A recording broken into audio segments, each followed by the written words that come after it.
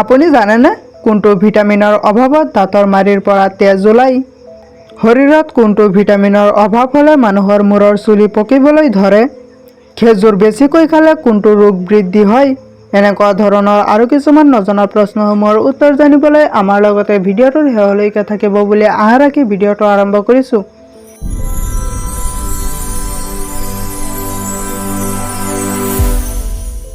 আজিৰ প্ৰথম প্ৰশ্নটো হৈছে, কোনটো ভিটামিনৰ অভাৱ হ'লে ৰাতি কম দেখা পায়? অপশ্যনসমূহ হৈছে ক ভিটামিন এ, খ ভিটামিন বি, গ ভিটামিন চি, ঘ ভিটামিন ডি।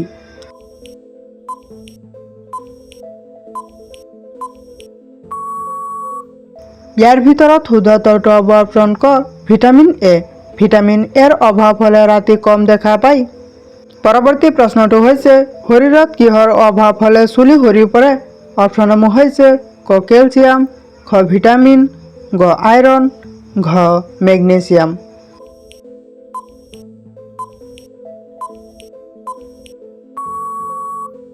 ইয়াৰ ভিতৰত শুদ্ধ উত্তৰটো হ'ব অপশ্যন গ আইৰণ। শৰীৰত আইৰণৰ অভাৱ হ'লে চুলি সৰি পৰে।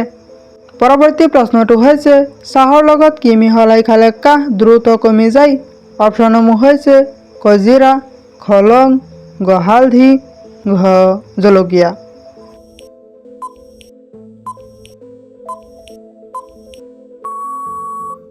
ইয়াৰ ভিতৰত শুদ্ধ উত্তৰটো হ'ব অপশ্যন খ লং। চাহৰ লগত লং মিহলাই খালে কাহ দ্ৰুত কমি যায়। পৰৱৰ্তী প্ৰশ্নটো হৈছে, শৰীৰৰ কোনটো অংগত বেছি পৰিমাণে পানী থাকে? অপশ্যনসমূহ হৈছে ক মগজু, খ তেজত, গ মাংসপেশীত, ঘ শৰীৰৰ কোষসমূহত।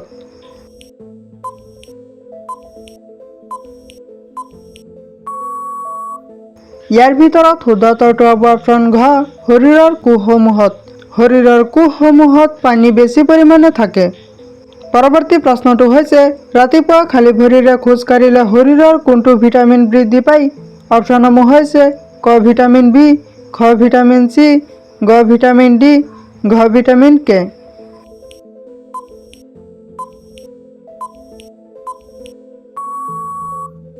ইয়াৰ ভিতৰত শুদ্ধ উত্তৰটো হ'ব অপশ্যন গ ভিটামিন ডি। ৰাতিপুৱা খালী ভৰিৰে খোজ কাঢ়িলে শৰীৰৰ ভিটামিন ডি বৃদ্ধি পায়। পৰৱৰ্তী প্ৰশ্নটো হৈছে, খাদ্য খোৱাৰ পিছত কি খালে দ্ৰুত হজম হয়? অপশ্যনসমূহ হৈছে ক জিৰা, খ মৌ, গ পিঁয়াজ, ঘ হালধি।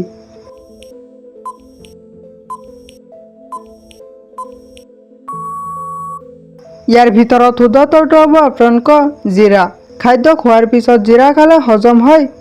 পৰৱৰ্তী প্ৰশ্নটো হৈছে, প্ৰতিদিনে কোনটো আহাৰ খালে মাংসপেশীৰ বিষ দ্ৰুত কমি যায়? অপশ্যনসমূহ হৈছে ক মাছ, খ কণী, গ মাংস, ঘ গাখীৰ।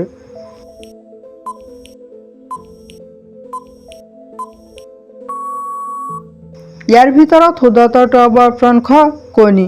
প্ৰতিদিনে কণী খালে মাংসপেশীৰ বিষ দ্ৰুত কমি যায়। পৰৱৰ্তী প্ৰশ্নটো হৈছে, বেছি নিমখ খালে শৰীৰৰ কোনটো অংগ দুৰ্বল হয়? অপশ্যনসমূহ হৈছে ক হাঁওফাঁও, খ মগজু, গ লিভাৰ, ঘ কিডনী।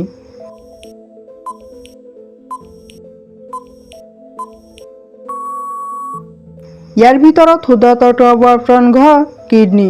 বেছি নিমখ খালে শৰীৰৰ কিডনী দুৰ্বল হয়। পৰৱৰ্তী প্ৰশ্নটো হৈছে, কেঁচা হালধি খালে শৰীৰৰ কোনটো অংগৰ ক্ষমতা বৃদ্ধি হয়? অপশ্যনসমূহ হৈছে ক মস্তিষ্কৰ, খ কিডনীৰ, গ হাৰ্টৰ, ঘ পাকস্থলীৰ।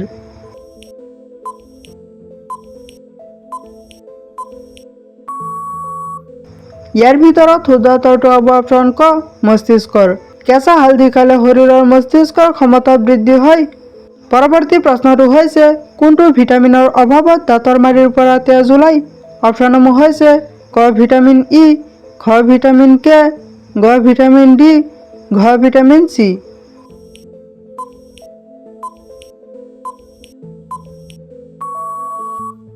ইয়াৰ ভিতৰত শুদ্ধ উত্তৰটো হ'ব অপশ্যন ঘ ভিটামিন চি। ভিটামিন চিৰ অভাৱত দাঁতৰ মাড়িৰ পৰা তেজ ওলায়।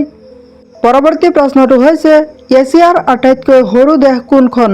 অপশ্যনসমূহ হৈছে ক ভূটান, খ নেপাল, গ মালদ্বীপ, ঘ পাকিস্তান।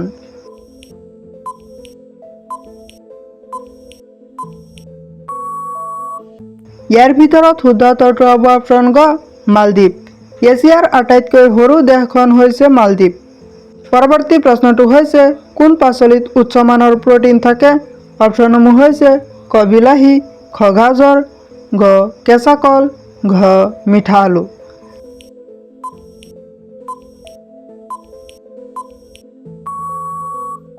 ইয়াৰ ভিতৰত শুদ্ধ উত্তৰটো হ'ব অপশ্যন ঘ মিঠা আলু। মিঠা আলুত উচ্চমানৰ প্ৰটিন থাকে। পৰৱৰ্তী প্ৰশ্নটো হৈছে শৰীৰত কোনটো ভিটামিনৰ অভাৱ হ'লে মানুহৰ মূৰৰ চুলি পকিবলৈ ধৰে?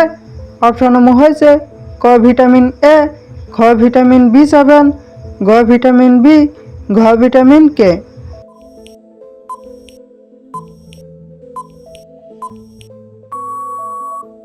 ইয়াৰ ভিতৰত শুদ্ধ উত্তৰটো হ'ব অপশ্যন খ ভিটামিন B7। শৰীৰত ভিটামিন B7ৰ অভাৱ হ'লে মানুহৰ মূৰৰ চুলি পকিবলৈ ধৰে। পৰৱৰ্তী প্ৰশ্নটো হৈছে ভাৰতৰ কোনখন ৰাজ্যত শ্ৰী ব্ৰহ্মপুৰেশ্বৰ মন্দিৰ আছে? অপশ্যনসমূহ হৈছে ক অন্ধ্ৰপ্ৰদেশ, খ মণিপুৰ, গ তামিলনাডু, ঘ ৰাজস্থান।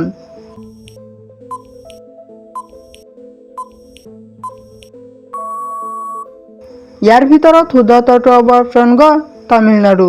ভাৰতৰ তামিলনাডু ৰাজ্যত শ্ৰী ব্ৰহ্মপুৰেশ্বৰ মন্দিৰ আছে। পৰৱৰ্তী প্ৰশ্নটো হৈছে মাংসৰ লগত কেঁচা পিঁয়াজ খালে কি হয়? অপশ্যনসমূহ হৈছে ক হজম ৰোগ নিৰাময় হয়, খ হৃদৰোগ হয়, গ এলাৰ্জি ৰোগ হয়, ঘ কেঞ্চাৰ ৰোগ হয়।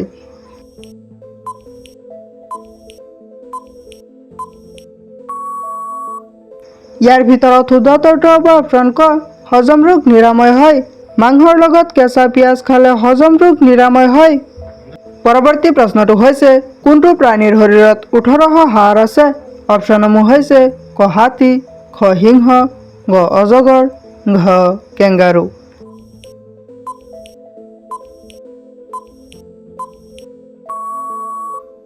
ইয়াৰ ভিতৰত শুদ্ধ উত্তৰটো হ'ব অপশ্যন গ অজগৰ। অজগৰৰ 18শ হাড় থাকে। পৰৱৰ্তী প্ৰশ্নটো হৈছে ভাৰতৰ কোনখন ৰাজ্যত নিগনি মন্দিৰ অৱস্থিত? অপশ্যনসমূহ হৈছে ক গোৱা, খ ৰাজস্থান, গ বিহাৰ, ঘ উত্তৰ প্ৰদেশ।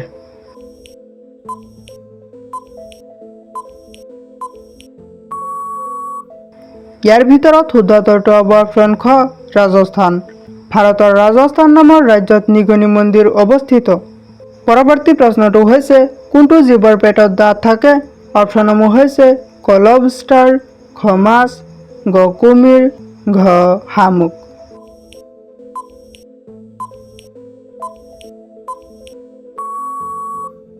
ইয়াৰ ভিতৰত শুদ্ধ উত্তৰটো হ'ব অপশ্যন ক লবষ্টাৰ। লবষ্টাৰ নামৰ জীৱৰ পেটত দাঁত থাকে। পৰৱৰ্তী প্ৰশ্নটো হৈছে খেজুৰ বেছিকৈ খালে কোনটো ৰোগ বৃদ্ধি হয়? অপশ্যনসমূহ হৈছে ক বাত বিষ, খ ডায়েবেটিছ, গ পেটৰ ৰোগ, ঘ বৃক্কৰ ৰোগ।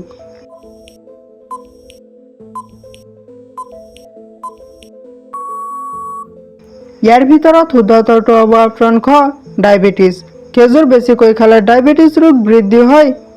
আজিৰ একেবাৰে শেষৰ প্ৰশ্নটো হৈছে কোনটো ৰোগত জাম পাতে ঔষধ হিচাপে কাম কৰে? অপশ্যনসমূহ হৈছে ক জণ্ডিছ, খ ডায়েবেটিছ, গ কলেষ্টৰল, ঘ চৰ্বি হ্ৰাস কৰিবলৈ।